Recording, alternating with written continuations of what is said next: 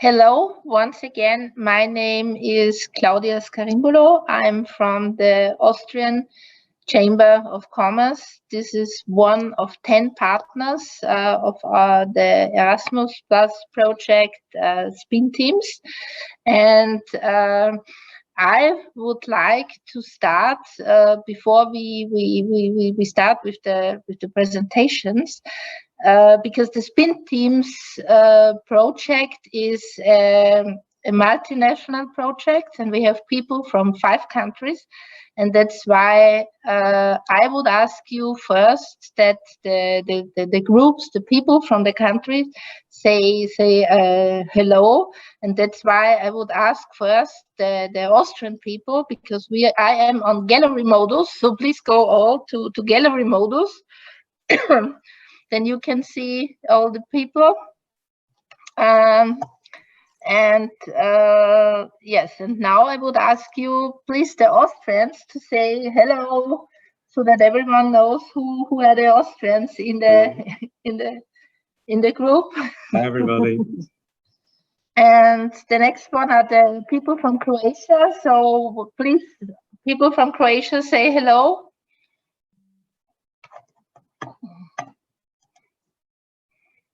So Claudia, we don't have any higher education institution on Croatia. Maybe they are not joining us. I thought that I didn't think, because I only have 9 persons in my gallery view. So I was wondering. That's why I'm asking now. I'm going to, in alphabetic order, the person from Ireland to say hello. Hello, everybody. I'm Frank Hennessy from Northern Ireland, which is still part of the UK. Latterly, of course, I'm an adopted Austrian. Thank you. So, and now, please, the people from Italy, say hello. Hello. Hello. Hello. And last but not least, the people from Lithuania.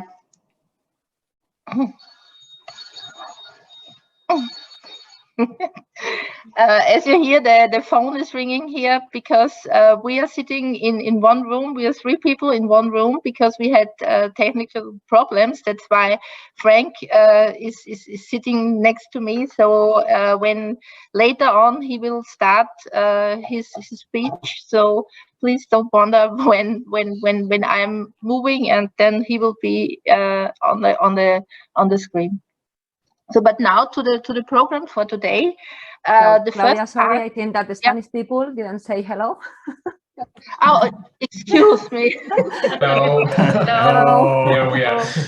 Here in Spain, there's 2 higher education institutions participating in this webinar. Muy buenos días a mis colegas de España. Buenos Buenos días. días, Ángela.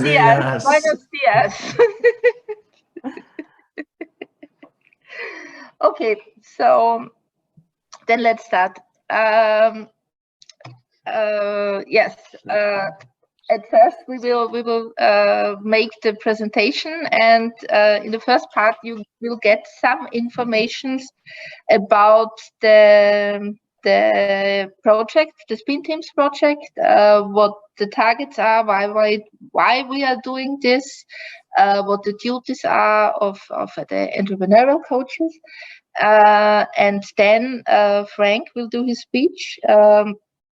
He will talk about entrepreneurship competences, and I'm really happy that he is here with us and that he will do the presentation, because he's a real expert. He was part of the working group who did this EntreComp framework, what he will present. So more expert than he is would not be possible on EntreComp and entrepreneurship competences. And I know that some of you are also experts in entrepreneurship education, so it might be that there will be some interesting questions from you. And please, if you have any questions, put it in the chat, and we will come to the questions then afterwards, because we are registering this video, and so therefore we will do the question and answer part afterwards. The presentation of Frank will take about 45 minutes, and after his presentations we will welcome Kamvis. Kohansal Vayaga is his name. He did what many students are dreaming of to do, because he started his own business when he still was a student at the University of Economics and Business Administration in Vienna. And he met some friends, had an idea, and started his business. And very soon it became very, very successful. And then he started the next business, and then he started the next business, and then he became a business angel and a consultant for other people on universities, for startups. And today he is also working for the Austrian Chamber of Commerce. He is the voice of the Austrian startup scene, and he will join us for an interview, and we will talk to him. So what his experiences are, what he would have wished as a student to get on information. And also in this case, if you have any questions, put it in the chat, and we will then after the interview do the answering. Now we go to the next slide. Yes, what is SPINTeams about? The project is about improving entrepreneurial and business skills at universities, and for startups from universities, and for spin-offs from universities. In focus are the higher education institutions, and the coaches, of course, and the future entrepreneurs. Why are we doing this? We are doing this because from studies we know that from the companies founded from universities, the startups, after 3 years, only 50% are still there. And so we know that this could be much better, and the main reason how to make it better, or the possibilities to make it better, is to improve the entrepreneurship education and to give them some coaching. I did some projects concerning coachings in the past, and there we had the experience that those people who got coaching had a much higher probability to survive, and the enterprises got more successful. So then please to the next slide. So what are the duties of an entrepreneurial coach, or where is he or she involved? The main task, of course, is the coaching, the entrepreneurship coaching, the coaching for the people. When somebody comes to you, have questions, that you listen to them and be really a coach. But it's not the only thing in our project. It will also be the task to find the talents, the potential future talents, and to give them the information that there will be some webinars, because there will be 8 webinars about entrepreneurship and business training for future entrepreneurs, and to find the participants for the to find the participants for these webinars. This will also be part of your task, so that we get as much as possible. And the next important part of a coach is to give the experiences of the coaching, so that we can put it in when we develop the methodologies and the support system, the ecosystem. And finally, there will be an international cooperation platform, which you also will hear about it in a webinar. There's a very interesting platform which the people from Spain, I had the possibility to see it already. It's a very interesting platform which can be used from future entrepreneurs to develop their business plan. And this will also be a very interesting part, and also for you as coaches, very interesting to see and to give feedback. So this is the main information about our project. As Nuria already said, it's the first webinar of 3. The next 2 webinars will be next week, and both webinars will be next week. And now I would like to give the floor to Frank, and he will tell us about entrepreneurship education and entrepreneurship in general. So, Frank. Return.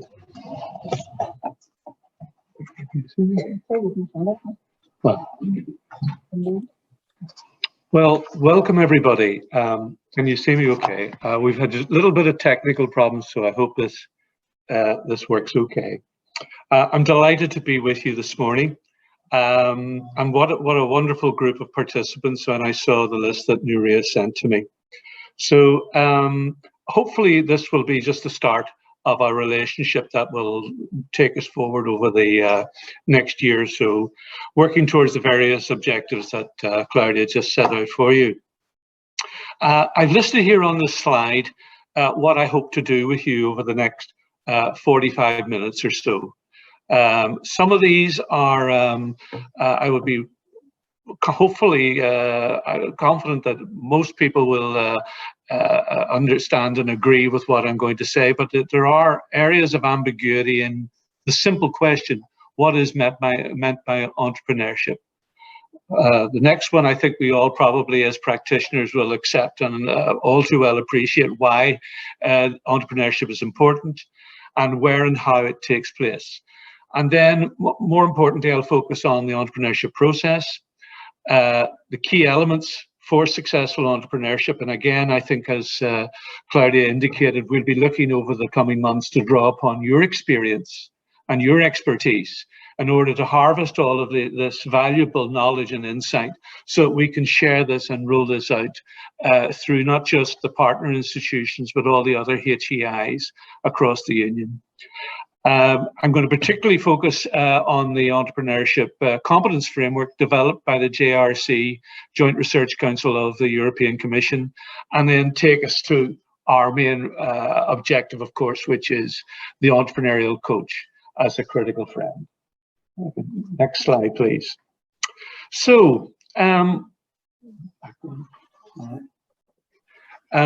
what is meant by entrepreneurial education? This is the definition that was adopted by the European Commission in 2016, promoted by the JRC, which did a survey of the whole landscape of entrepreneurship education. As some of you will know, there has been quite a lot of ambiguity around this area. If you go to America, for example, you find it's much more tightly conscribed relating to small business startups and promotion, which is our main focus here this morning. However, this definition, which was endorsed by the European Commission and the members, of course, is entrepreneurship is when you act upon opportunities and ideas, transform them into value for others, and then breaking that down further, the value that is created can be expressed either in financial, cultural, or social terms. So you can appreciate that's a very broadly based definition, and as I've already indicated, wider than what our focus is going to be on today. But I thought it was important to show the various strands that underpin it. That definition itself was originally proposed by the Danish Foundation for Entrepreneurship around 2012. And it is, as I say, much broader. It embraces the idea of not just entrepreneurship, but also that of intrapreneurship, in that you can be an entrepreneurial personality, have entrepreneurial characteristics, but be working within an organization. And the former chief executive of Toyota famously referred to this quality when he said about mining the gold in our employees' heads, so that it's just not recognizing, therefore, a top-down hierarchical structure, but recognizing that everybody, wherever you are on the organizational chart, has something to offer, has ideas that are of value, that can create value, obviously, in terms of Toyota, that are usually expressed in financial terms. The other quality, of course, is implied by the last word there, which is social, which is to recognize that not all ideas that are valuable are necessarily measured or counted in financial terms. And we will have students who have ideas that and are engaged and very committed on doing something that makes a contribution of value to the community, the whole issue of social entrepreneurship. So I think it was important to start off and emphasize that when we talk about ideas, they aren't necessarily measured in pecuniary terms. I think, and I'll be coming back to it later, we've all learned so much in the last year and a half or so with COVID of what really is valuable to society, what really is of value to community. And of course, we realize that when we see this question of should governments relax lockdowns in order to promote economic development and activity, that will come at a price which will have a possible impact on the community. Next slide, please. So the next point is, why is it important? Well, ultimately, entrepreneurship and economic activity are fully integrated, intertwined. Without an entrepreneurial spirit, without entrepreneurial activity, where does the economy and where does the community make its way in the world? So you'll see there, I have set out some of the challenges, and of course, the list could be much greater, that have prompted policymakers to place such an emphasis upon entrepreneurship. The globalization drive that we've seen over the last 20 or 30 years will perhaps be something that is reassessed and changed in the light of the last year or so. The demographic changes that we see here in Europe, we see that our populations are aging, which again puts greater pressure on economies for the smaller economically productive part of the community to sustain and support those who become more dependent rather than contributing to economic life.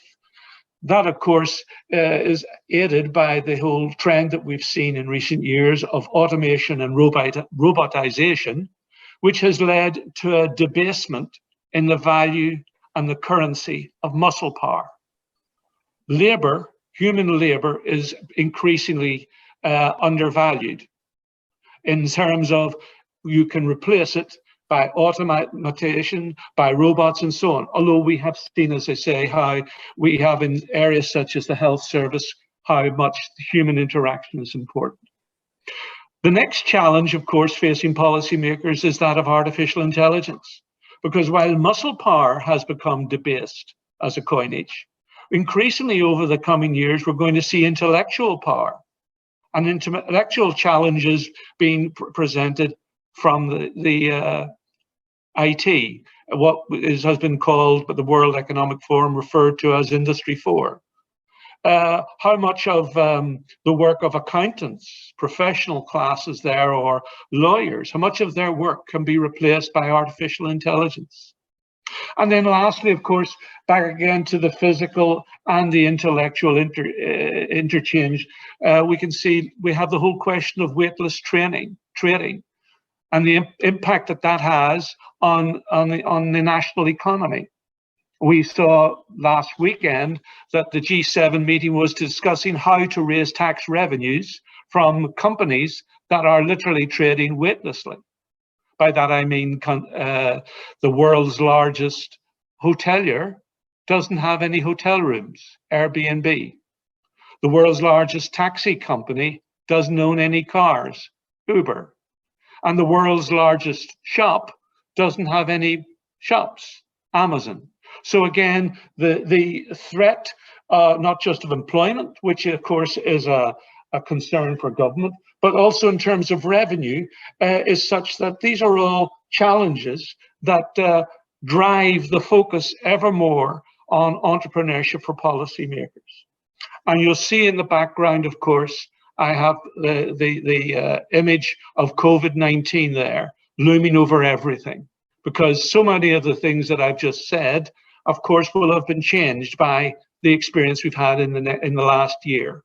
The extent to which even or the room that I'm in here, where people used to come, 2,000 people would come here every day from roughly 8 o'clock until 6. How many have been remote working? How many will return in the future? All of the implications of what has been driven by COVID feeds into those things. Next slide, please. So that takes me to the next issue, of course, where and how entrepreneurship takes place. Well, we all know that there are two perspectives in this, really. First of all, there is to be entrepreneurial in terms of producing a product where we do things better. I produce an enhanced product, a better product than somebody else. So an old saying where I come from is that the world will beat a path to the person who designs a better mousetrap. So if there's one that works better, I will take the business off the existing suppliers. Of course, the other side of that argument, of course, is you build a better mousetrap and you end up with smarter mice. But that's a more philosophical point. So doing existing things better is one dimension. In particular products, and then of course doing new things that have never been done before. And we have seen in the last decade or so the importance of data and the use of data, and social media has made of data to monetize and create businesses from that. And of course, another way of looking at being entrepreneurial is not so much to produce something tangible, be it an existing product or something that hasn't been produced before, is to provide a service or a process, doing something in a new way. We are having a webinar today, meeting virtually from 4 or 5 different countries. Not so long ago, we'd all have been in one room, gathering around in very convivial circumstances and engaging in almost certainly a richer way. But thankfully, the technology existed to enable us to engage today. One thing I'd point out again, even about process, and of course it does feed into the whole question of what we mean by entrepreneurship, which I'm going to touch on in a few minutes, is of course doing things better and being entrepreneurial. Does that mean I become self-employed? Am I an entrepreneur if I'm self-employed? So am I somebody special if I have the idea of opening a coffee shop? Is that entrepreneurial? Well, it is on a personal level. I'm no longer employed by someone with a regular weekly or monthly paycheck. But it's hardly state-of-the-art radical change as far as the policymakers are concerned. Or whether I'm a hairdresser or whether I open a nail bar, to take other examples of being self-employed and being an entrepreneur. So in one sense, policymakers are not necessarily focused on those types of activities. Yes, it's good for an individual. Yes, if it's successful, but ultimately there is an element of cannibalization of, if I open a coffee bar where there wasn't one before, I'm effectively displacing people's purchases of coffee from somewhere else. So in aggregate, whatever your population, there is a fixed quantum of coffee that will be consumed in a given period, in a given location. So having said that and raised a question about whether or not opening a coffee shop is actually entrepreneurial in that sense, of course, I could refer you back to two individuals called Bowker and Baldwin in America, and they opened a coffee shop in the 1980s, which is called Starbucks, and created a globalized franchise. But the fundamental point is, of course, ultimately how much more coffee is actually being consumed. Anyway, I'll just leave that with you and move on to the next slide. So when we talk about the entrepreneurial process, which is more now a focus of what we're hoping to do and hoping to foster and encourage, we're talking what we call the 3 I's, starting with someone, an individual who's inspired, has an idea, and comes up with something that's new, that is capable of creating value, and ultimately not only capable of creating value, but of being protected.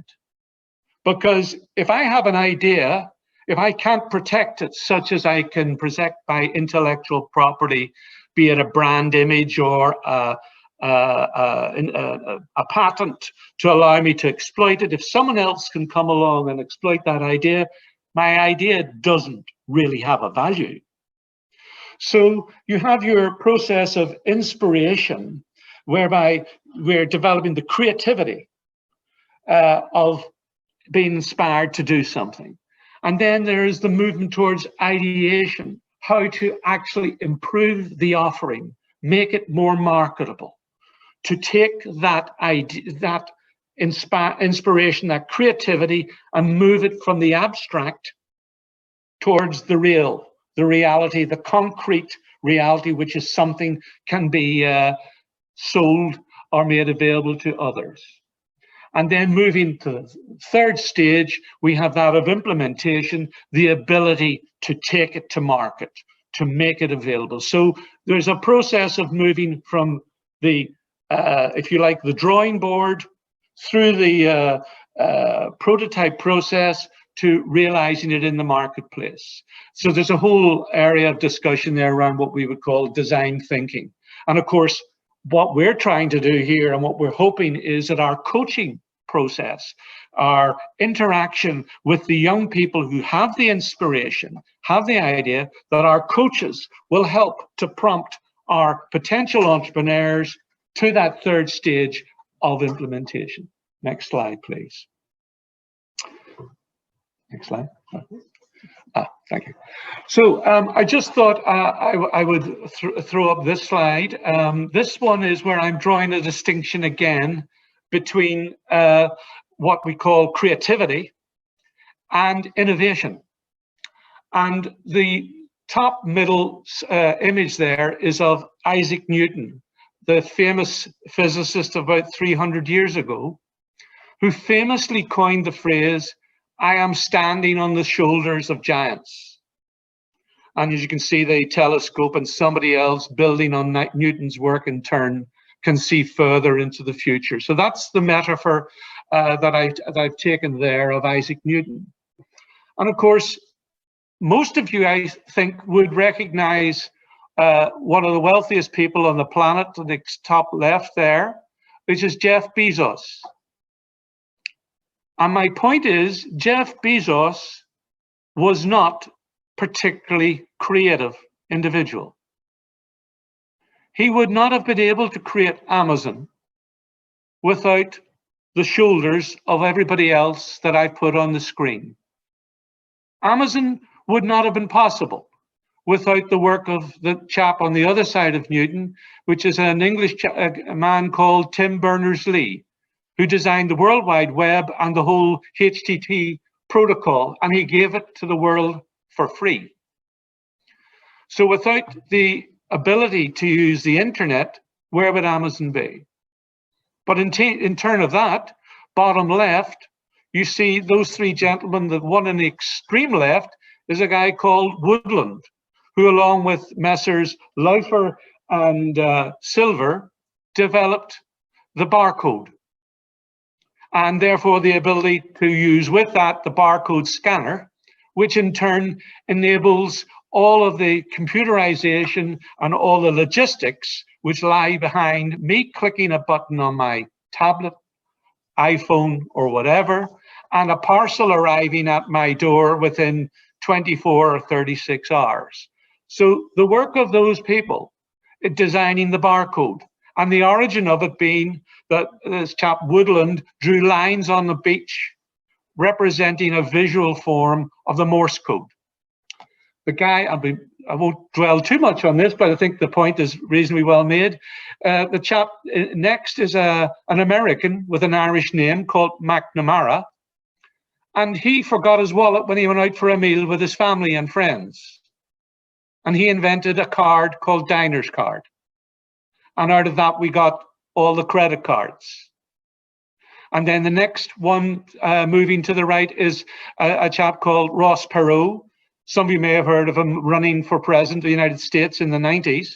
But again, he was behind electronic data systems and the whole logistics that, again, systems that fed into what we have behind Amazon.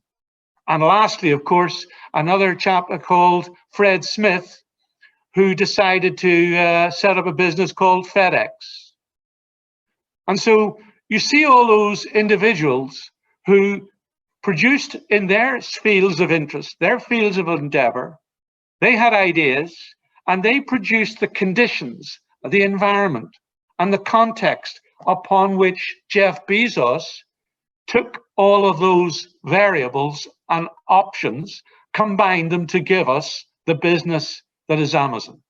That is more innovative rather than creative. I would argue there, and there's a lot you can discuss about it perhaps later, that his insights were innovative, more towards what can I use to realize at the implementation stage rather than the abstract level where those gentlemen were. Next slide, please. So that then takes us, I talked earlier there of the 3 I's for successful entrepreneurship. And what we have here are 3 elements, key elements for successful entrepreneurship.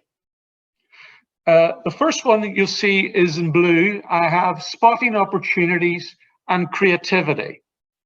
And I deliberately selected those 2 because it represents the dichotomy that I was mentioning in the previous slide. The dichotomy between creativity, where you come up with something new, or spotting an opportunity, where you see an opportunity to do something as Bezos did. So there's either way, it's entrepreneurial, but they are different sides or perspectives on that. Moving to the other 2 colored areas, and you'll notice that of the pie chart that there's there, I've pulled ideas out slightly from the other 2. That's to represent, I'm now getting more focused on what we're working on today, which is coaches. That represents the fact that we're going to be working with a very unique group of young people, mainly, who we assume already have the ideas. We know as academics, most of us, if we've been working with students, the one thing you don't do is give an idea to the student. Some students come to us and want ideas.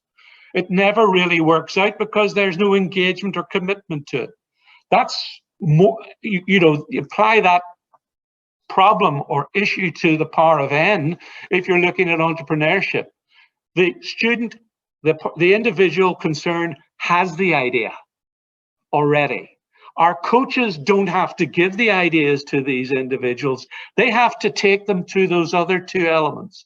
They have to take them through the stages of what resources they will need and what steps they will need to take in terms of planning and management in order to realize that idea. So that takes me then to the EntreComp. Next slide, please. And that pie chart, you can see I did attempt to sort of mirror the pie chart there on this screen. This is the EntreComp developed by the Joint Research Council of the European Commission back in 2016.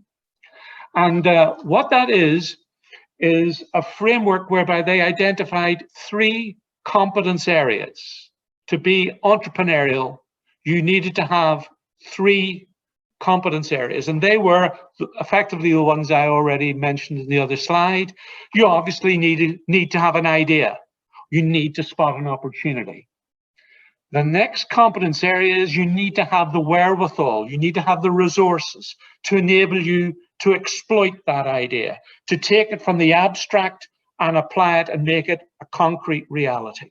And lastly, you also need to have the skills and personality and attitude in order to take that issue, to take that idea and realize it. So in other words, we have 3 competence areas, and subsumed within those 3 competence areas of ideas and opportunities, of resources, and of enacting, taking it forward, we have 5 competences each, respectively. So essentially what we have are 15 competences, and they are all listed there for you. 15 competences that are deemed to be key to be a successful or an effective entrepreneur. Of course, those raises questions. Do you need to be competent in all 15 of them? Does such an individual exist? How do we, as entrepreneurial coaches, identify the areas that we can contribute in order to enable our young potential entrepreneur to take that idea into action? How do we work, looking beyond our particular this project? How do we roll out this project so that we can enable other higher education institutions to do what we in our institutions do? I know most of you already have dedicated units, which is wonderful, so that we can then harvest not just your expertise, but your experience, so that we can roll out to other higher education institutions the same facility. Not only that, can we roll it out throughout all of the university programs? Because this is something that we need to have if we're looking at the key questions that policymakers always ask, and what we would be asking of our student at a micro level, which is this sustainable? I said a minute ago, I was referring to the whole question of can you protect that idea? Therefore, the next point is, in other words, is the business sustainable? Does it have a future, or is it something that is only going to be a once-off experience? And then the other issue is the question that would be asked at some point: how do we take this idea, and we've got our prototype, but how do we take it to scale? How do we take it to scale such that we don't lose the quality issues, the performance levels and standards that would be applicable for a one-off prototype? So the last point I would make in terms of what does our student need to know takes me to the question: what skills does an entrepreneur need? Is one thing. What knowledge does he or she have is another. And the third one, what does he or she need to be aware of? You can see I'm going from skill to knowledge to awareness. And my point is, of course, what I'm saying is it's one thing to know I have an idea. It's another to know it's of value. And it's another to know that I need to protect that valuable idea. But I don't need to be a qualified lawyer managing intellectual property. I need to know that I should approach someone and take steps to employ that individual. An entrepreneur doesn't need to be a lawyer on dealing with the intricacies of intellectual property, no more than an entrepreneur needs to be an accountant. But I need to know that there's a world of difference between sales turnover, going to scale, and cash flow, and of course profit. And the fact that making a profit is one thing, but cash flow is a wee bit more important.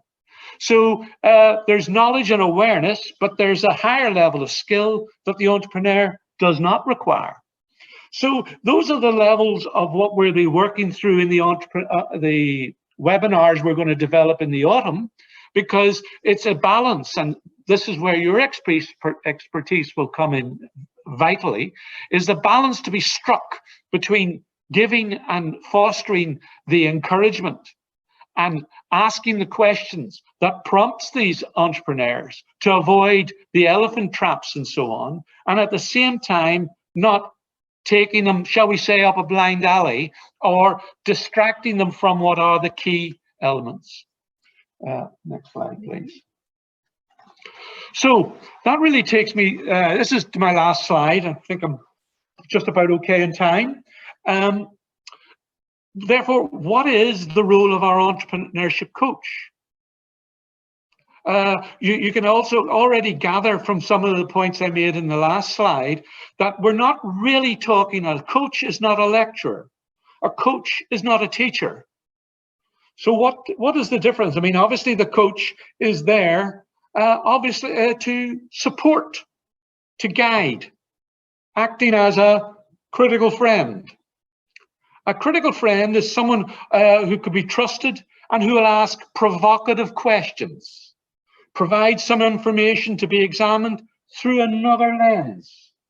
And by that I mean, you see, if you have someone, and we can, the obvious area most people would think about potential entrepreneurs might be someone who is very IT competent, software design, who's into gaming perhaps and wants to design the next Fortnite or whatever it might be. So they're very focused technically on the ideas, which, as I was saying earlier, of what they're about, but perhaps they're not clued in on the important issues that need to be focused on, and that's where the coach comes in. So what we're talking about there is the sort of questions might a coach be saying. How do you intend to do this? When would you plan to do that? Who would you be able to collaborate with? How would you form a team? What do you think are the key relationships? So it's all about, if you like, what are your thoughts about? I mean, it's all of the things that, as I say, a critical friend, a trusted person. And you see, the key trust is back to my protecting my idea, that I, as the tutor, aren't going to steal your idea. Instead, I'll be telling you, well, are you sure that that idea is feasible or viable? A first sift. And again, those of you who, as they're working in academic life, we know that as students move through masters into doctoral stage, they should know more about what they're researching than their tutor, than their coach. And the key point for them is they should be able to answer the questions that the coach asks. They should be able to explain them. And if they can't explain them to their coach, who's a bit more clued in, how likely would they be able to explain it later if they're looking for financial resources and expected to make an elevator pitch to a financial angel investor or whatever? So therefore, we're not looking so much at knowledge transfer. We're looking at an experiential relationship where attitudes are more important. As often and again, if we've supervised students in any capacity, we know, as with anybody doing a 3 or 4 year doctoral piece of work, there'll be times when you hit a brick wall and you're discouraged and therefore perhaps have difficulty to keep on doing the research. Does that not apply to entrepreneurs who perhaps just at certain times we're looking at they lack the resilience to deal with problems? They need to have the ability to accept There will be failures, there will be shortcomings, but still believe in what they're doing and have a sounding board of their coach. So that's, I hope, a very quick run through this.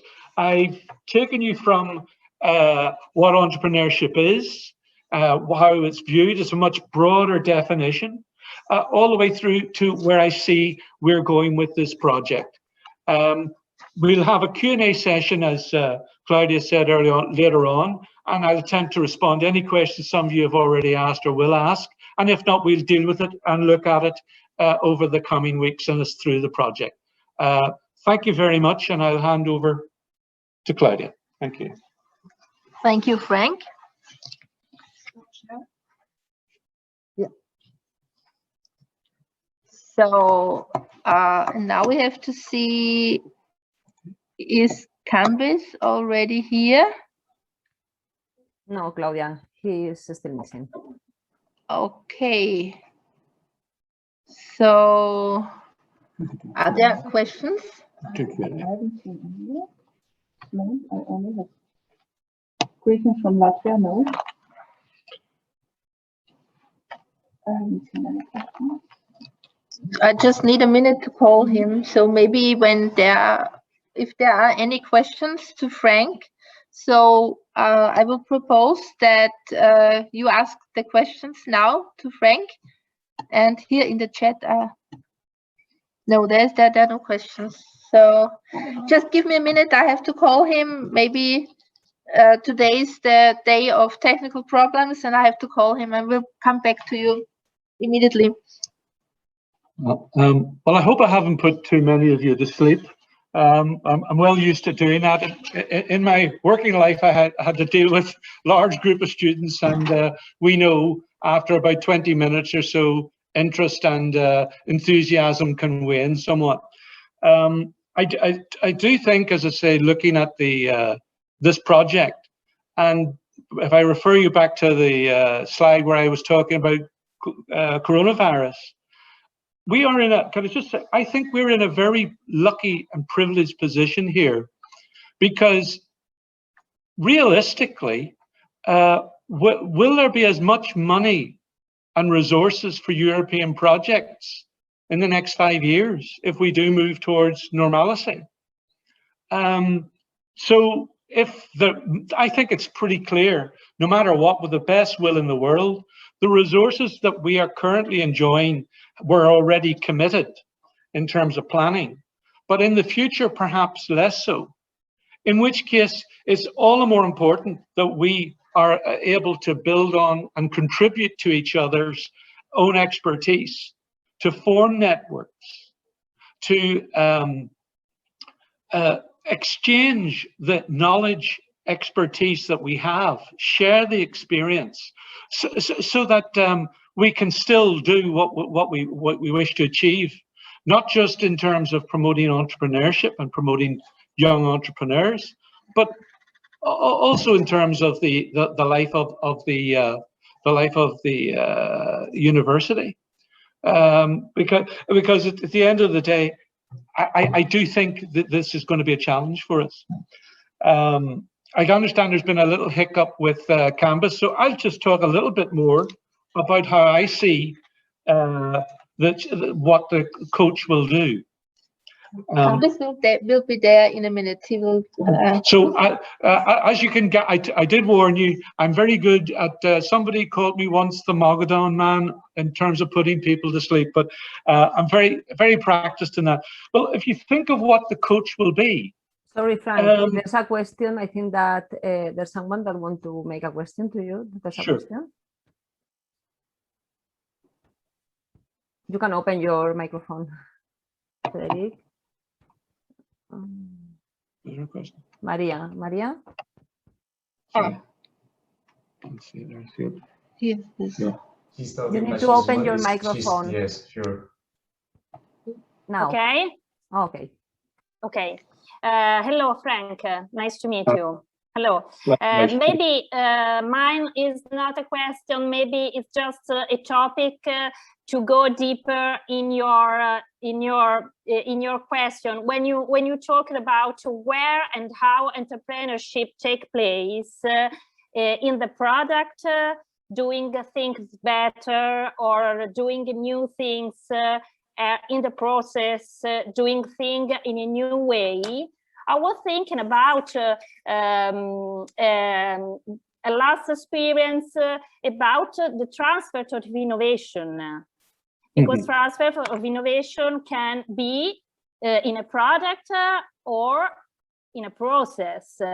And so just to share with you all, I was thinking about a method, because you're talking about also product, process, and in your first slide, methods to share about entrepreneurship.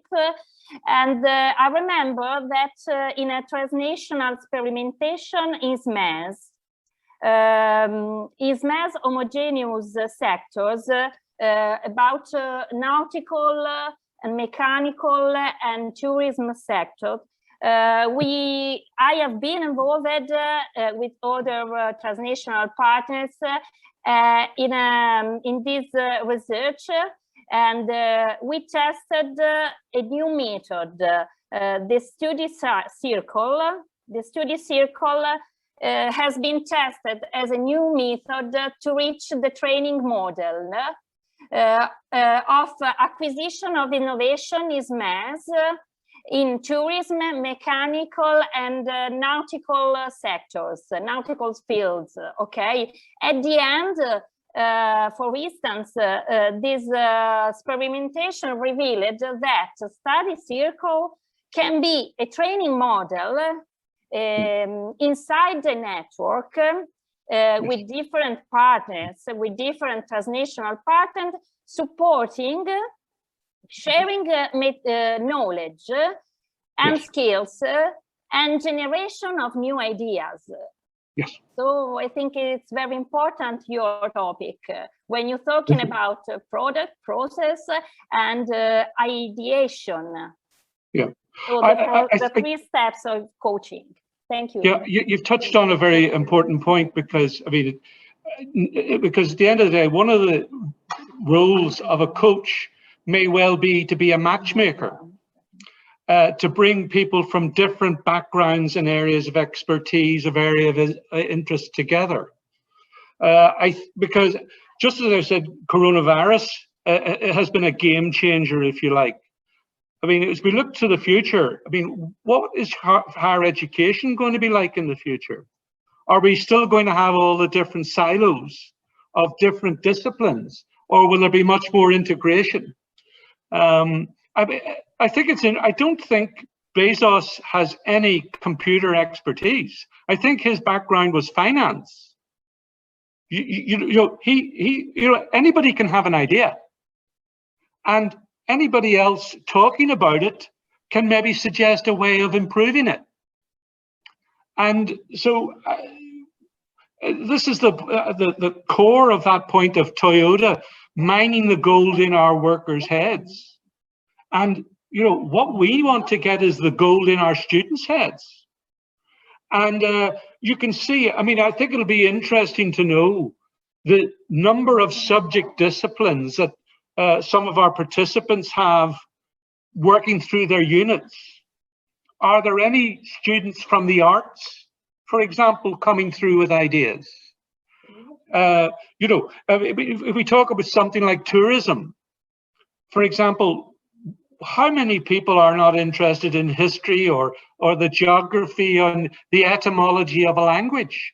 So if you reframe what we're talking about, you could see those academic disciplines, there may be some fertile opportunities to be exploited and developed. But that, of course, we all know that education funnels into, as you go through, into specialization.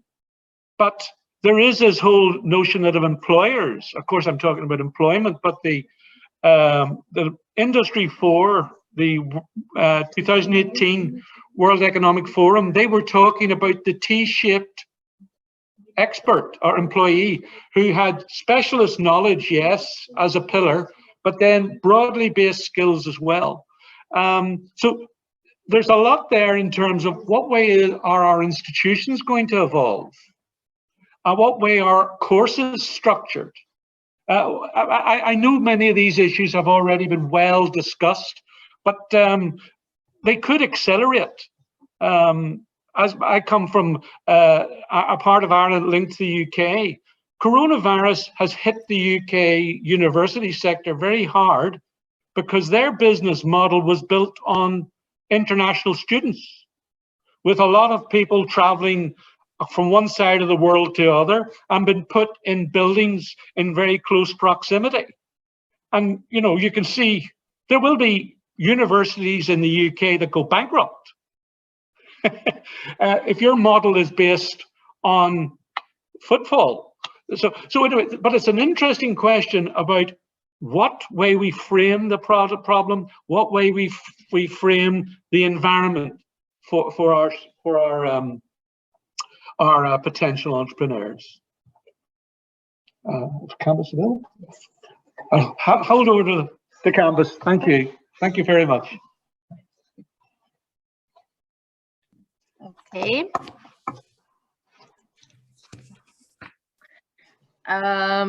Before we come to the next questions, I would like to welcome Kambis. So, Kambis, are you here? I'm here. Hello, everyone. Great to see you. Hello.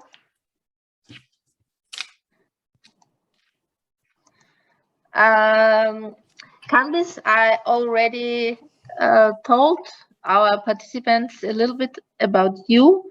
I told them that you have experience as entrepreneur, as student who started his own business, as successful startup, experience as coach for other startups, experience as investor, and your newest role is you are the head of startup service of the Austrian Economic Chamber. And let's start with your newest role. Head of startup service, what are your main activities, or what are you doing for the Austrian startups now at the moment? So yeah, hello everyone. Glad to be part of your discussion. So my name is Kambis. I have 3 main responsibilities when it comes to my new position, and that's important to know. It's a new position that was created within the Austrian Economic Chambers. So it just started last year. I came directly from like being an entrepreneur myself for around 10 years, and I have 3 main responsibilities. Number 1 is that for the first time at the Austrian Economic Chambers, there's one position that really represents all startup companies here in Austria, which are around slightly above 2,600 actual startups we have here in Austria. And every year this number goes up like by 15%. So that's one thing. And what do I do with this responsibility? They come to me, they need guidance, they want to found their company, they want to do fundraising, they want to scale, and I guide them. So what servicing we have to provide at the Austrian Economic Chambers, what they should look at, who they should talk to. Every information I have and every experience I have, I share with them. That's one thing. The second thing is that they also tell me, okay, what are the challenges here in Austria? So when it comes to foundation processes, when it comes to like fundraising, when it comes to like giving shares to employees, this is quite difficult in Austria. So what I do is like take this information and try to do the political work. So talk with the ministries, talk to different stakeholders, public stakeholders, where we can like shape and form like a setup where startups here in Austria can flourish much more. That's my second responsibility. And the third responsibility is internally, which means that I'm trying to increase the competences when it comes to startups here within the Austrian Economic Chamber. So we initiated our own internal educational program, which is called BKO Education Initiative. This is like 2.5 months internal like education program where all the startup services in Austria, because for the participants, important to understand that we have the Austrian economic chambers, but for each county, we have another chambers as well who are responsible for like the companies within the specific region. So I work with them very closely and try to raise and increase their competences when it comes to startup companies. So these are the three main responsibilities. So first, we present startups, guide them. Second, do the political work. And third, raise and increase the competence within the Austrian economic chambers when it comes to startups. And I suppose you benefit from your experience as entrepreneur.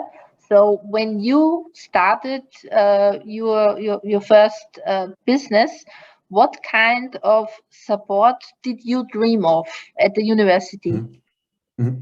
So overall, for me, also when I think back, it's always to talk with people who have like practical experience. So when it comes to founding your own company, your own startup. So I think that's one thing. So talk with people who have experienced something similar, which you want to experience later. So I think that's very important. So when I talk to someone who I know has like founded himself several companies, the discussion is usually different because I seem like someone who is like-minded like me, who knows what I'm talking about. That's one thing. So I have access to these kind of people.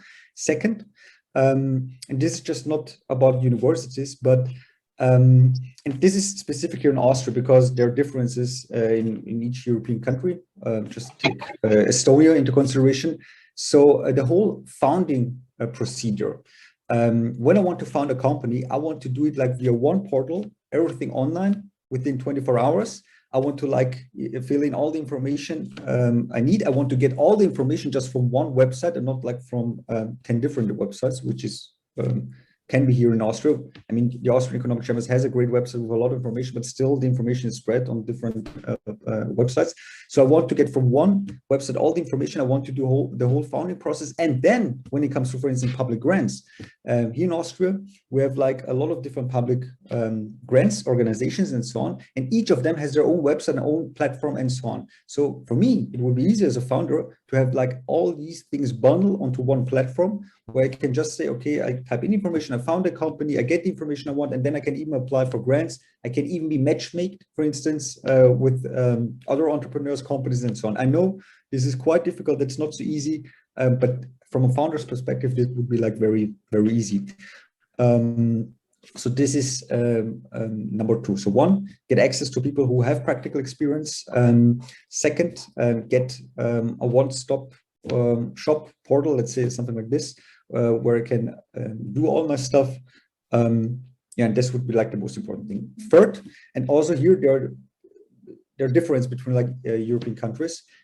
So entrepreneurship as a pillar is not implemented in Austrian universities right now. So there are universities, and there's even an own network called ECM with 25 universities and so on in Austria who want to foster entrepreneurship within the universities. But officially from the political side, the universities don't have the strategic goal to, let's say, we want to foster entrepreneurship. We want to have teams who really found their companies out of the universities. It happens, but still it's not really integrated strategically. So I think that's something that should be done through all universities here in Austria and throughout the whole of Europe. Again, there are differences. Some have it, some don't have it. But I think that's very important because I want to have specific educational programs at my university which lead to me being a better entrepreneur. So the content of all the studies, or let's say part of the studies, should focus much more on entrepreneurial competences and so on. And what do you think, because we are talking about entrepreneurial competences, what are the most challenging competences for an entrepreneur? So what are the most important challenges which should be trained? So one thing is there are the basics you have to understand. So if I want to found a company, if I want to build a product, what are the basics? I need to do research. I need to conduct interviews with customers. I need to analyze the competitors, the market, and so on. So what are the tools which I can use to understand this? And not just in the beginning, but for my whole company life cycle. So these are the basics I need to understand. it's not about the characteristics or features I have, but more about, okay, I need to understand what models out there, what can I use, and so on. That's one thing. Then second, now we come to like the competences and characteristic wise. So again, this is my personal opinion. So I think what you need to train as an entrepreneur, first of all, you need to be very patient. You need to be very ambitious.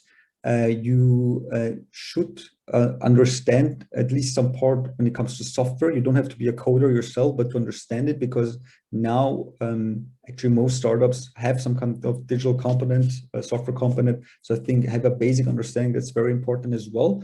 And then you need also like strong skills when it comes to sales. So selling your product, how to present it, how to sell it for customers, but also investors. You also need some legal basics. What's about the company structure, the legal form, what are the advantages of the different legal forms? If you want to have an e-commerce product, you want to sell it in different countries, what are the legal aspects? So these are the things you should have, at least the basics. Also, what I see in universities, you often have like homogeneous teams, because you have like a study program, let's say, which is about a lot about business economics and entrepreneurship. And a lot of the students you work with, they have the same background. But if you want to fund your company, you need to be heterogeneous when it comes to competences. So you, for instance, you have a software as a service product, okay? You should have someone who can build the product. You should have someone who can sell the product, okay? And by selling, you have now to differentiate, because I either can sell personally, so I go to clients and sell myself and the product, which is more the standard B2B sales, or I can sell it online. So I need more like online marketing skills and so on. And this is another component which I think is very important. So apart from the standard B2B sales, if I want to sell my product online, I need to understand how online marketing works, how and digital marketing and all this stuff works. So these are competences, actually hard skills, in my opinion, you need as a student if you want to set up a company. Also, how can I get access to talent? Because the goal is heterogeneous teams. I don't need like people who have just business background or just technical background. I need to like somehow mix it. How can I access these kind of talents? Where can I find them? Yeah, these are the competences which I think are very important. And from the competences of an entrepreneur now to the question, what do you think? What are the competences of a coach? So, which competences should a coach bring with? Yep. So one thing which is similar to a founder's competence is patience, because I think if you want to see progress, some founders are faster, some are slower. So you need patience and until you see real progress and development. I think that's very important. Second, ideally, you have done it yourself. That's what I mean from someone from the practical side. Someone who has like founded this company, has sold it, has scaled it up and so on. And all the competencies I just mentioned, which a founder should have, would be ideal if a coach has too. But I mean, it's pretty broad, because to have a coach who has understanding in software development, but also online marketing and B2B sales is almost impossible or quite difficult. But at least some parts of it, okay? Some parts of it. Also, I think one of the most important characteristics for a good coach is like the time you invest. So you need enough time to invest into mentoring these potential founders, again, until you see the progress. So I think that's one of the most important components. So the time you invest, patience, then the hard skills I mentioned. What I also think is important, which I don't like. So now you can say, okay, you have a coach on the one hand and a consultant on the other. So what I know from consultants, because I've been a consultant myself as well, they are pretty cheeky when it comes to solution finding, because they let the customer find the solution, which is for them easier, because they give them the responsibility, they transfer it to the customer. And when they find the solution themselves, so the customer, first of all, they're more convinced, usually psychologically, but also the risk is more with him and not with the consultant. But I think a coach shouldn't go this way. He should let the founders find the solution in their own way, but not because they want to like transfer the responsibility to the client. In this case, the potential founder. I think that's very important. So you should challenge the students. You should find them their own solution, but not because you want to transfer the responsibility, but because you want them to become better founders. Okay, I think that's because let's go back to your former question. So another very important characteristic is like decision making. So make the decision. Okay, a lot of founders and students I know, they are very risk averse when it comes to decision makings because they're afraid maybe, or they don't want to take the responsibility. But as a founder, you have to make the decisions, and sometimes they're good and sometimes they're bad. Okay, so that's another, I think, very important feature of good coaches. And also, I work with other coaches as well. And a coach shouldn't believe that he or she knows everything better or they know everything. To be honest, I did like, I've been an entrepreneur like 10 years myself, but I don't know everything. So you shouldn't approach a way where you believe you know everything, what you say is right. No, I don't think so. So also a coach should be open-minded to like new solution-making processes, new perspectives and so on, because this makes the coach better step by step as well. So now to our participants, are there any questions to Kambiz?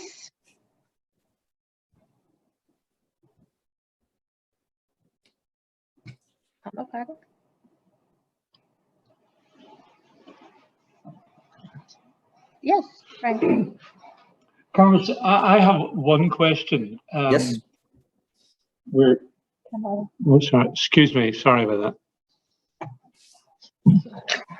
So I have one question, which is, since we're trying to develop a network of coaches, what would you see as the top 3 weaknesses or challenges that is experienced by potential entrepreneurs? If you were to be told you have a limited amount of resources and your coaches have limited amount of time to prepare potential entrepreneurs, what would you think would be the most important 3 to focus on?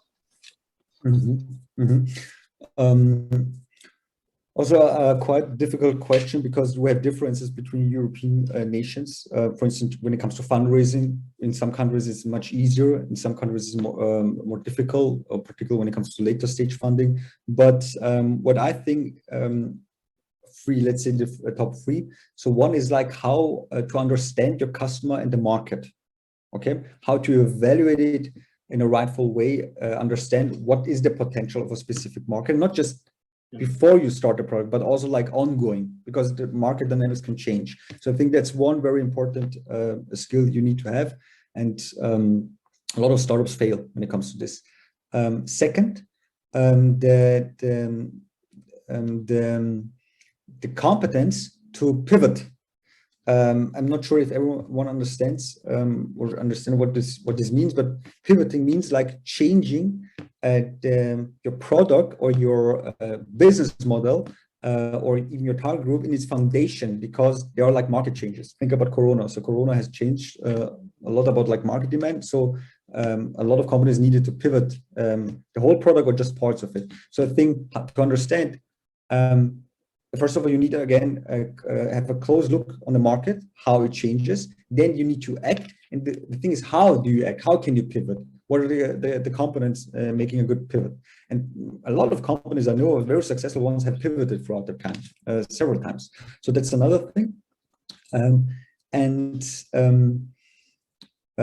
Third, and this is quite tricky, because on the one hand, again, having the right talent, building your team in a way so that it really performs, like having a high-performing team. It's very difficult, particularly early stage, because you would have like 5-10 people, not more, and this need to be on top. So how can you do this? That's one thing.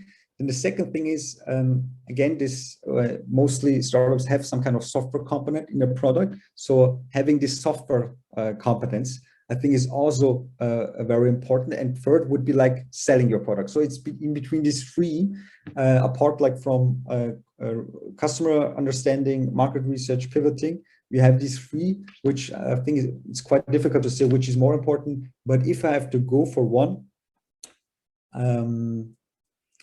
I would say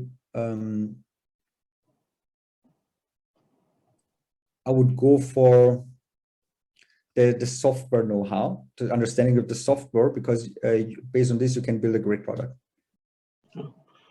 Thank you very much. I thought it was very interesting, your point about pivot.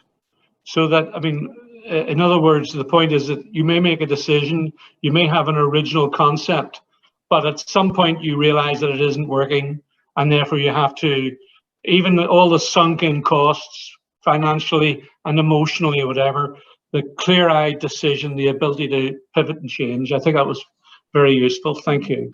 Thank you as well. Are there any other questions? So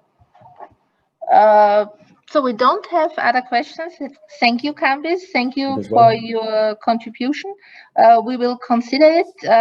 Our project just started, so this was our first webinar, and the project will altogether be 36 months, so 3 years, and we have a lot of plans what we are doing, and development of methodology and the webinars, and we will consider your input when we are doing our trainings and our methodology. So thank you very much. Thank you as well. Thank you, Claudio. Thank you, everyone.